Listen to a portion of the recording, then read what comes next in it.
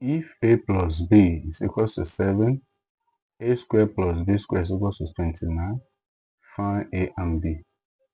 So 99% of people failed. Now let's check this. From equation 2, we have a squared plus b squared is equals to 29.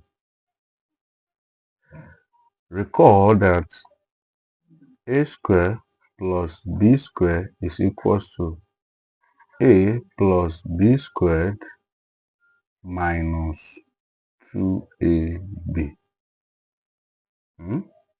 Now 29 is equals to a plus b squared minus 2ab. You see that? So now 29 is equals to, from equation 1, we already have a value for a plus b, which is 7 squared minus 2ab.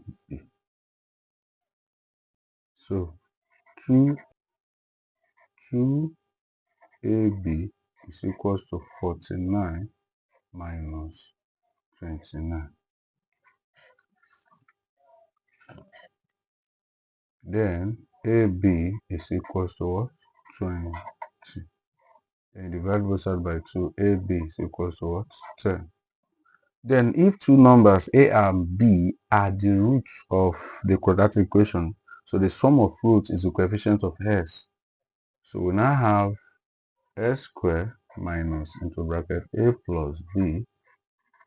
Then the product root is a constant term ab.